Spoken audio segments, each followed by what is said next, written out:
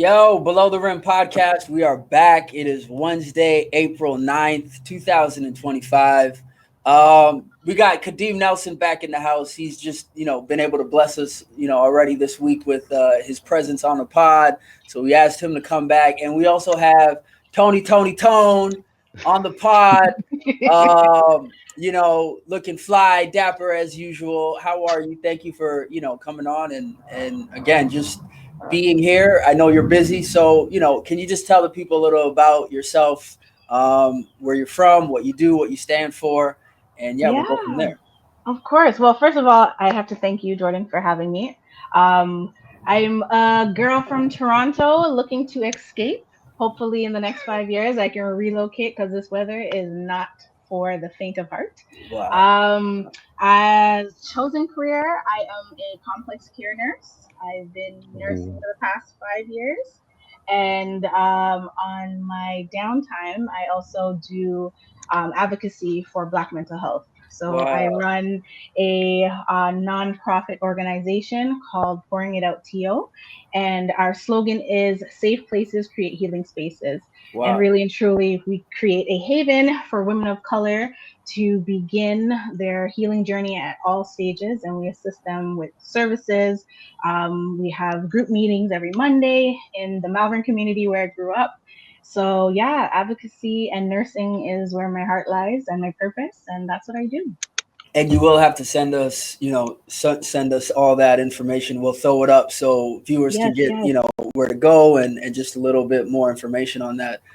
Speaking right. of mental health, um, you know, that's our first kind of topic of conversation is like, when are we feeling stressed? Are we feeling more overwhelmed? I Mhm. know like with the baby, with career, with kind of just everyday life, I wouldn't say stress is the word, but you definitely have to take care of yourself, and you definitely have to self care. If you don't take that Oh, time, it can a just a the hundred percent. demands of the day are crazy. 100%. Oddly enough, the term pouring it out, Tio, really just gives you that notion that you have to always remember you can't pour from the empty cup. You have to pour back into yourself, and everybody else has to get the overflow. So that's Wow. what I preach all the time, especially when it comes to stress. Stress shows up in Black people very different. A lot of us are very resilient. A lot of us are taught to keep pushing forward, but that's how you have burnouts. And that's why most of us don't even know that we have mental health issues because we cover it up with so many different layers and titles. One of the things as a Black woman I try not to take on is that role of the superwoman, Black superwoman with the cape. Nope, that's not me. I want a soft life, I live a soft life, and that's So the only thing I want. can you explain what that is for people that don't know what that is? What is that? Because I often feel like if I'm asked a question about Yes. just black people, I feel like I have to represent the Yes. entire.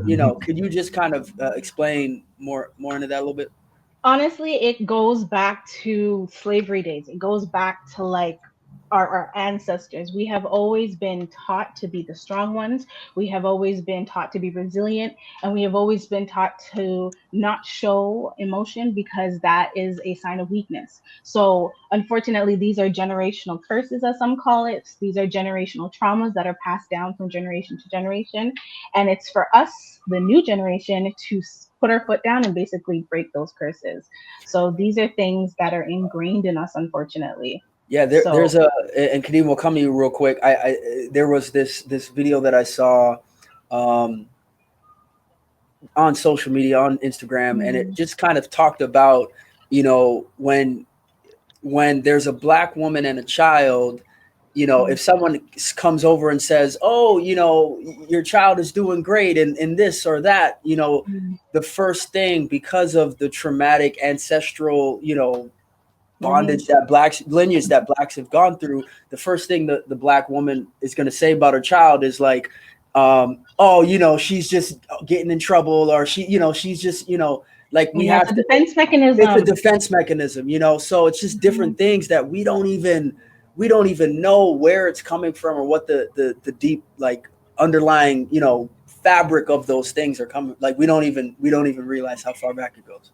Oh yeah, 100%. And I am a advocacy when it comes to this whole idea of intergenerational communication. So, for example, I was just in Jamaica last week, and my great grandmother is alive. She's 107. So, Wow, wow, wow. yeah, and Oh, my good. grandmother turns 91 this year. So, Amen. I feel like we all, if you have those older heads, as I call them, have the conversations. You need to know exactly how life was for them and what they've carried on and put into the family as generational curses, and how do we break them and how do we do different for our children.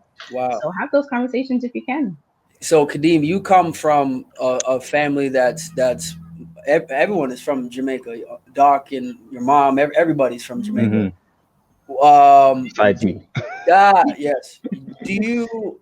And I maybe it's a rhetorical question. I know the answer, but do you want? All right. So I'll preface the question with I went to see the family in Toronto last year, and the first Hmm. thing Uncle Doc said to me was, "You have to eat your mama." Yeah. The elder spoke to me. You know Mhm. what is it about the Uncle Docs, what I mean, just the older heads in our families? What is it about that generation? My dad would always say, the immigrants from Jamaica, from the islands, would come to North America and they just worked hard.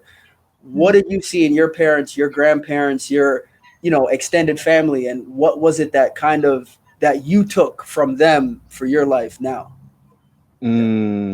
Interesting question. Well, I mean, there's always good and bad. I would say a lot of,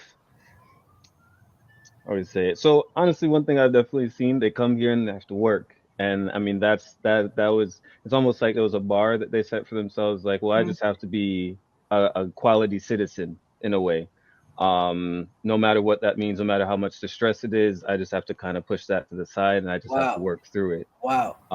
So there's definitely resilience in that, and there's definitely strength in that. But on the negative side, there is, like you were saying, you have to pour back into your own cup.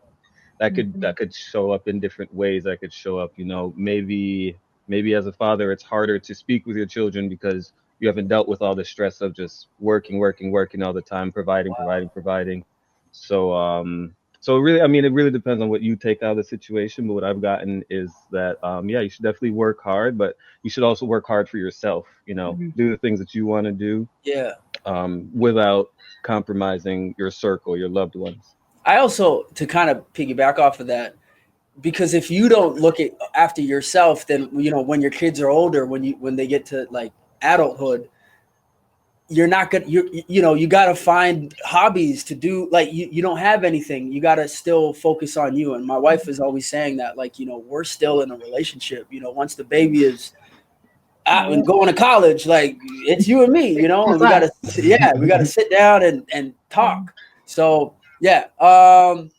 Anyone else wanted to add to something? I think that was a good little tidbit on, into that. I can move on. If anyone had, I could edit all of this out, edit all of it in. It's all. No, No, it does. Yeah. one thing I would just kind of, I mean, I think it's interesting the parallels what Tony was mentioning, like of all the things they would tell black people, like you got to be strong, you got to just deal with these things, you got to Wow. just be productive and whatnot. Those tend to parallel with like a lot of the things that just men in general tend to be told, like you have to be strong, you have to deal with this thing, and it shouldn't affect you as much. Wow. Otherwise, you're weak, you're not strong enough. So I think it's just ironic that those things overlay, and it's obviously why black men tend to be, some of the, like, the most persecuted people Ah, in Western civilization. God forbid. Right. Jesus. Look, yo. So now we're peeling back.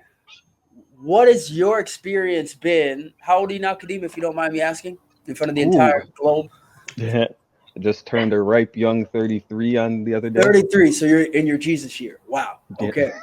No, Oh, you're in your Jesus year. You're in your Jesus year. Yeah. So, right? yes. So, and Tony, I want to come back to you. Mhm. Has what because I feel like, because Tony and I, we went back to high school. We went to MT together. Shout outs to Mother Teresa. Shout outs to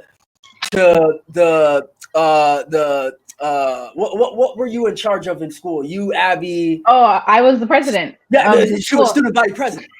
shoot a student body president. You know what I'm saying? So, you know what I mean? I told you I'm nervous. I mean,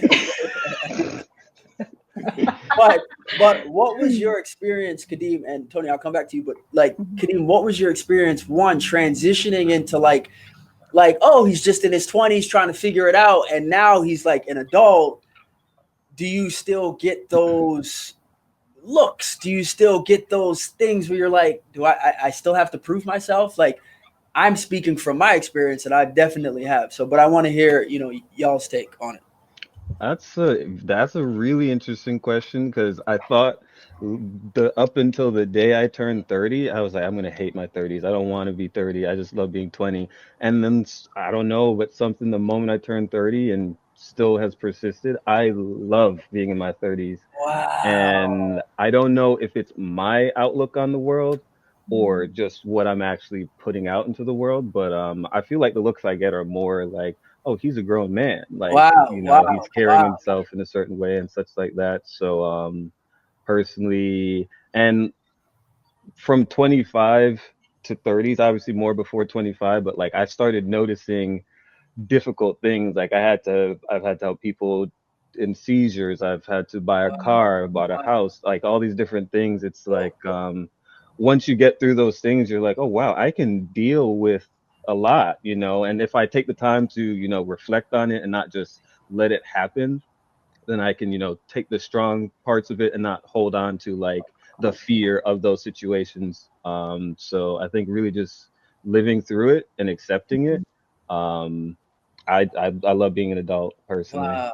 Wow. Good answer. Tony, anything you'd like to add? Um, well, I'll say so. I will expose my age. I am turning 35 this year, and Oh, I you're younger than me. Oh, okay, right yes, on. you were 89, Yeah. 90s. Right. Okay, okay. But I have realized that coming up on my 35th year, there's a lot of unlearning, relearning, and just a whole bunch of growth. I want to say COVID really put things in perspective for me as a Black woman and as a woman looking to do amazing things in nursing. Even through nursing school, I had a lot of setbacks because I would have Black teachers who would expect so much out of me. And I find that there's so much expectations as an educated Black woman that not other races get. So there's a lot of pressure. There's a lot of, like I said, unlearning and relearning that I'm having to do. And in this healing journey, I'm just realizing that you really have to just stand whole in yourself and know that a lot of the way people treat you, it's a projection. It's an Themselves. issue on themselves, right? And as I like to say, a recovering people pleaser, it's Me it's too. real. Yeah. Yeah, no, honestly, as a recovering people pleaser, you really realize that everybody's hurting, everybody's going through their own thing, and it's not really all about you. It's really just what they're It's going bigger through, and than they're us. looking for a place to dump. Wow. So yeah, that's Preach. all. I That's all. mean, this is obviously a topic that you know. So two parts. Kadeem, I'm gonna be real. I'm gonna be honest, and I feel like my 20s was what you're talking about, and into Mm. my early 30s, up until about my 33rd year, my Jesus year.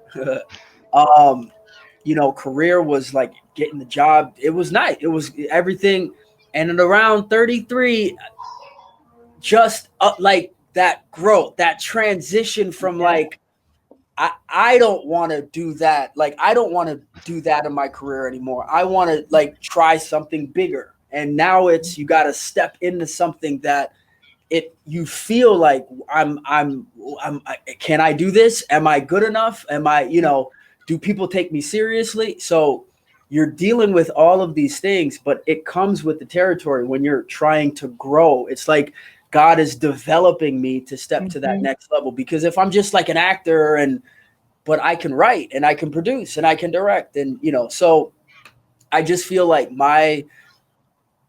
because I'm still going for that thing, I just Mhm. sometimes I still feel like not less than, but sometimes I feel less than, but I Yeah. just know that in the back, God is like, Jordan, you are feeling this because I'm pushing you forward. I'm giving Hmm. you these things that you're fighting for, that you can't go a day without thinking. So, I Mm. mean, all of that to say, it is harder for Black men and women to just deal with life itself, because there are these pressures, and I feel it on whenever I'm on set or anything. You just feel like this added like thing where it's like, you're supposed to like know what to do, even though if this was another scenario, no one else would be looking to this person for these answers. But I digress, and everything you guys are saying is just perfectly articulated.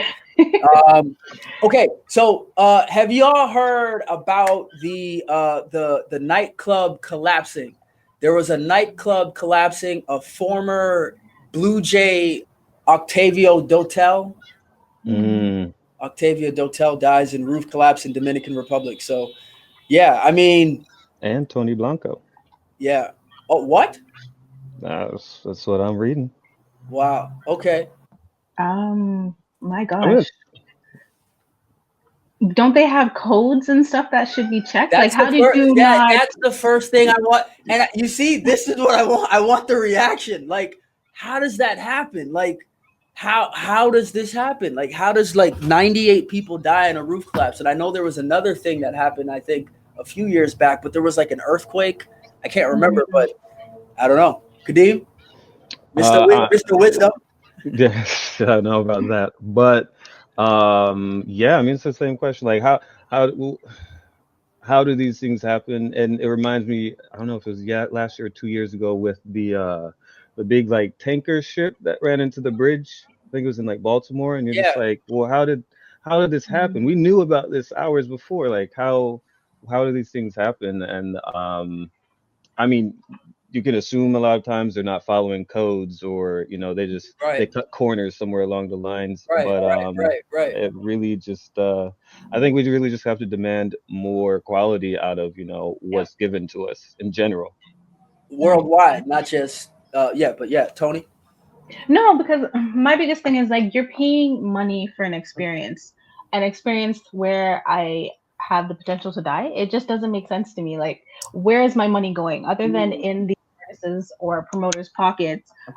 There should have been somebody up in that roof looking around before the thing started. So then I guess you didn't hear about the submarine with the tourists that killed a number of tourists in Egypt, in Cairo. They were in this water looking at the in a submersible in Egypt, looking at an ancient, some reserve or something, and yeah, the whole submarine died. Or there, I'll throw it up, but I think 29 people were injured and a handful of people died. Something like that. Wow. For me, I'm not even trying to be funny. I've never, water and me, talk about go to Jamaica. I remember when I was in Jamaica back when my mom took me back in the day, and in the back, like farm area, there was a cliff with the ocean, and the way that water was hitting up on that cliff, I don't play with water. So I don't, that's crazy to me. I'm not are we, I'm going to bring this back. Are we going to flush it? Are we going to, are we going to flush it? Are we going to flush like water vacations? No, depends No. on how deep you go. Okay. We're not going to flush it. All right. No. I think the two biggest things is like I like if this. if you have like tourists, if you're advertising something and offering a service, then it's your due diligence to make sure that you're offering something safe and quality. If you're just doing, we want to be the first people to go 2,000 meters under the water or sea level or something like that. I mean, then you're taking on that risk That risk, yourself, right? but you Like should James be. Cameron and that other submersible thing that kind of exploded a few years back. Yeah. And Tony, when you say, sorry to cut you off, Kadeem, did you want to finish? no, I was just saying, like when you offer a service, you inherently should be taking on that responsibility to make sure it's top notch. 100%. So Tony, you have like you're an advocate for mental health for Black women. What is your plan or strategy to expand within Toronto, within Canada, and then to the tropics and to Africa? Like, what? How is that the plan? Because I feel Yes. like Yes. ultimately, like the reason I'm writing these scripts is because I've been an actor for so long, and I'm like, they always write it a certain way, and after 20 years it's like, okay, they're never going to change this thing around, so Yeah. I have to take the ball myself. Like, what are you going to do different? Because I know Randella J, he's doing big things. Yeah, he's doing his big thing. A Shout lot out of Randall. Maurice Walker, he's doing a lot. He Yes. played for the Lakers. So what are your plans, student body president? Stop. No, honestly, like I really have to go back to the idea that I am the new generation coming up, so I have to do things differently. And one of the hugest things that I'm doing differently is having the conversation. We grew up in homes where, as Jamaican parents would tell you, whatever happens in the home stays in the home. Right. I'm cutting that out from now. Wow. The whole idea that, like, as a child you were supposed to be seen and not heard. No, no, no, no, no. Wow. That needs to stop. So I'm having the raw, honest, authentic conversations with the older heads and showing them that we're just as human as you are. Wow. Yes, we are in different age brackets, but the respect needs to be there and the conversation needs to happen because things and times have changed. How they saw life, especially work wise. My mom comes from the generation of I moved from Jamaica, I settled in Canada, and I have to just work for my pension for the next 67 years. Yeah, my dad's the same Sorry, way. Yeah. I do not Well, transcribe to that. my dad's retired now, but that same type of Yeah, West my Indian. mom's retired too. She turned 70 this year, and that has been her mentality. Come work one job for the rest of your life. But I think I that's what Kadeem was talking about, where it's like just Yes, come work and that's it. Depend, not even if you're working in a factory, it's just work, yeah, get your home, just take. get the pension, but a lot of them don't realize that they don't even get to enjoy the pension by the time the pension's set because they Mhm. either have an array of health issues due to not God dealing forbid. with the stress Wow. properly. And there's just a whole bunch of different things. But at the end of the day, the whole reason for pouring it out, I want to be able to not only start in Toronto, Canada, but I want to get to the point where it is a charter all over the world because I feel like there's so many different cultures that are having similar issues, but it's because the conversation is not having is why we're not where we're supposed to be. So I love that. healing treaties are really what I really want to end up doing. And yeah, I want to start doing healing treaties where we're not only just women having the conversation, we need to have conversation with the men because there is a big disconnect too. There is like this internal war that I understand and I don't understand, but how do we get to healing those parts of us by having the honest, raw conversations? I love that. I love that. Kadeem, did you want to Honestly, say something? the honestly, yeah, that's just something I've been maybe not. I mean, whether you call it preaching or just one of my personal principles at this point is really just, if you want to grow, we're a social species. We have to Yeah. talk to each other, and if we don't do that, that's where we run into friction. So we just have to Mm. have the open, honest, raw conversations with each other. And part of doing that, I think a big part of that is being willing to be vulnerable in the Yeah. conversation. Is 100%. every situation, every industry, it always comes down to money. Mhm. Now, how much money would your company need to get things going realistically? And the reason I ask is because to make a movie, you got to get funding, and you don't want Yeah. to go to some like competition and you're going up against 10,000 people, and what are the chances? Like, so the best thing is to get like private investors, and that is a whole thing. So all Yeah. of these things at some point, the conversation is the base bottom line level of it, which is what it comes down to, is the human connection. But to get things moving, to do anything, you got to, how much backing would you need or your company need to get things going in the right direction? If Honestly, you're not, if we I mean, like, 'cause we got to talk about it, like. no, no, we got to talk about it. And I feel like there's a lot of the thing that bothers me the most when it comes to grant and funding and all those things is that a lot of these bigger names get funding like that. And their purpose is only for Black History Month or I know Black Mental Health it's Week. so It's only for like small. a Yeah, week or a month. yeah. Yet so many people pour into them because they're a name. But when Mhm. people leave these functions or these events, they don't It's leave with done. anything. It's done. It's done. It's done. There's no turnover. Finite. There's right, exactly. So, oh my gosh, I don't think What's it the has. answer? That's what I I'm. don't think it has a price tag. Honestly, I don't think it has a price tag. I think I would have to really find somebody who genuinely cares about the cause, and we can go from there. I can't put a price tag on it at this point. Wow. Yeah. Wow. Okay. Well, that's that. So, Kadeem, here's the thing. All right, I wanted to ask you, and this is coming from like genuine, um, because you said Florida's boring, and I want to tap Mm. into that a little bit in terms of let's break down the word boring. What makes boredom? Is it because there's a part of you that's like, I want to go see Mexico, I want to go see Thailand, I want to do something else, or is it a state of mind? Like, what do you think causes boredom? Because I feel like boredom, like for me, oh, I didn't, get the audition, or I'm waiting for an audition, I'm bored. But it's like there's so many things I can read, I can, what do you think is the psychology behind that? If I said boredom, that's probably not the most accurate word, but I could understand why I would have said that. So my breakdown of Florida is at least in my bracket, I'm not in the upper echelon, so they might have a different life. But I would say it's more kind of monotonous or routine. Like Hedonic adaptation. whoa, Jeff, calm down, sir. No, we're adapted to that routine, so it's nothing to us. Well, no, I won't say that. So what I feel like is like I feel like in like say like New York, particularly for Tampa, for how big of a city it is, I will give them that they've definitely been trying to work on entertainment, especially since COVID.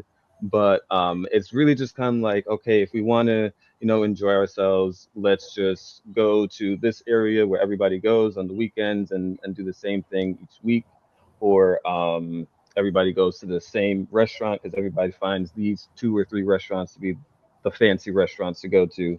It feels monotonous in that way, and I feel like there, at least in the past, there hasn't been enough.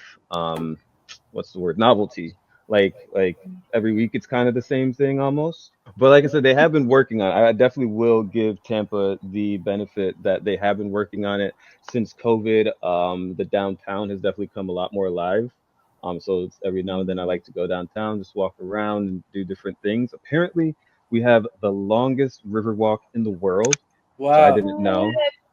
So like I said, if I said boring, I probably shouldn't have. It's definitely something where I'm trying to put myself out there more and discover more like gems in the city.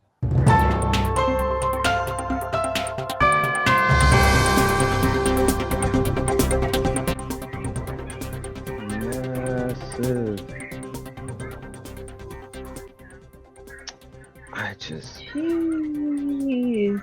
I just never understand like that's a crazy type of job right there. Like I've always thought about that. I look at even not the tallest bridge, you look at any bridge and stuff and you're like, wait, so it goes that far underwater and it goes that who was brave enough to go out there? Who's I doing Thank that? you. It's not me. I don't. No. that was great. That was, I know. That's why Barack, Absolutely not. Barack I don't believe Obama it. and Michelle Obama are it got to the point where they have to discuss the breakup rumors, so, or the divorce rumors. So thoughts, concerns. I mean, who I I don't like why people care. I mean, I get why people care, but I don't get why people care. But I mean, just let people live their lives. If they're gonna break up, let them break up. Wow. But what they represent, though, That's that's my thing. Yeah. Yeah. Like I'm on the flip side. Like they are like the epitome of like black love and gosh. It's but just what but it looks like. that's But it's what all I know. yeah. It's what it You're looks right. like, right? Even with Will and Jada, it's like, damn, like, that was like, I actually, right. I Mind think blown. that the movie Girls Trip was actually based off of Will and Jada. Because if you think, Mm. remember Regina Hall and her husband in the movie, they had this thing on the front, but behind the scenes they weren't together. And I'm like, what? Mm-hmm. That's Yeah. like the same, you know.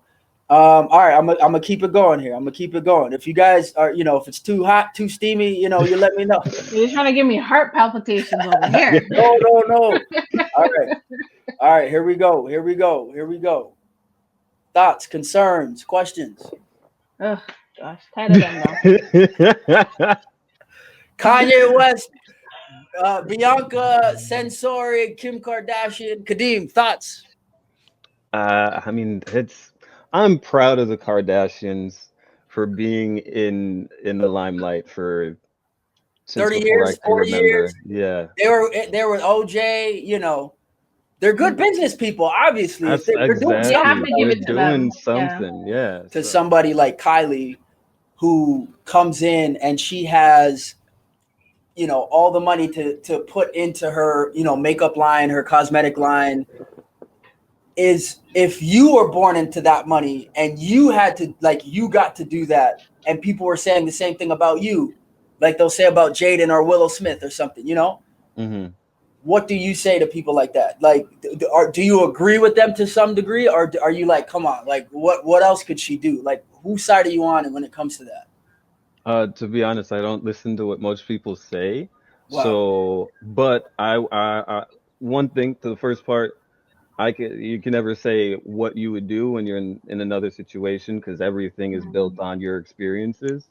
But for somebody who everybody wants to be their own person. Everybody wants to stand out. So even if you have this family of money, obviously you're still going to want to be your own person and still have something to, lay claim to and say, it's not just because of my dad. It's not just because of such and such person. I did this. And that's something to be proud of. It's something to respect. She didn't, obviously she probably had help. No, there's no denying that, but everybody should use the help that they have at their resources to build their own thing. Yeah. So I say good on her. Yeah. Good Okay. on Kylie. I, Good I on like. the I don't. I Smiths. don't blame anybody. Tony, real quick, we'll come to you with your thoughts, and then there's another daily update I just sent you guys.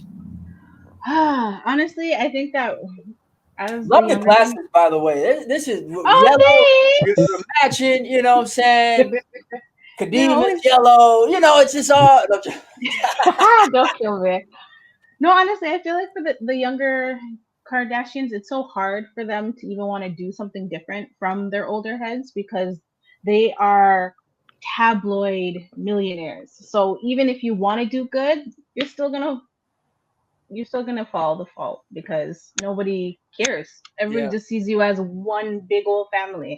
Yeah. So I don't know. It's hard to branch out and want to do your own thing when Yeah. Yeah. you're Everyone. competing with bigger names. You said it at the top. It's like everyone has something. Like if it's that level, it's like it's the world following you, the press, the media, and other Yeah. people. And then if you don't have money, then it's that aspect and that those Mhm. hurdles. But and then lastly, your Denzel Washington, Jake Gyllenhaal on Broadway. They broke the Broadway box office numbers for the first week of a show opening. Thoughts? I mean, Denzel, talk about Love role model. Denzel. He's just, and he's going on like a tour, kind of like talking about, getting baptized, being a preacher. I feel like we're seeing a side of Denzel that we haven't seen before. I like how unapologetically he is himself. Um, I think I read somewhere where something about he didn't really something that I really respected where he what did he say? I think somebody asked him, "Will you ever do a role with a white woman as the main counterpart?" Wow, I think I saw Um, this one. Yep, yep. yeah, and he was saying like, "No, I wouldn't necessarily do that. Not for anything against white people or white women, but black women are the women that put me where I am. They're the ones that love me first. Why would I disrespect the people who truly love me?" Wow. That's kind of why he goes about, maybe some of the roles he's picked. So I think that's really Jeez. respectable. But Wow. and then there was another speech I heard him had, and the main thing he kept saying in the speech was fall forward. And he's like, Yeah. don't have something to fall back on, to fall forward. Wow. That's I love it. He just did a beautiful way of talking about the learning process, and if you want to learn, you gotta you do have to push through certain things. You do have to experience some difficulties and growth mindset. Go forward. Yeah. Very much so. Tony, I'll leave it on you. Yeah, of course. The last thing that I really want to share with both you guys and everybody listening, I just really want to say, for my personal healing journey, one thing that I like to pass on to everybody is learn to pivot. It's okay to pivot, and I think that's what Denzel Washington really preaches, this idea that you don't have to stay in the same place forever. A lot of people see him as this one-sided actor, and he is so massive in so many different ways. So always remember that it's okay to pivot, it's okay to start over, and really and truly, it is your life to be lived. So I'll leave it at that. That is the art of pivot. Yeah, I love that. That's the episode for tonight. Thank you all for, again, making this awesome, a memory that I'll always remember, and also a growth conversation.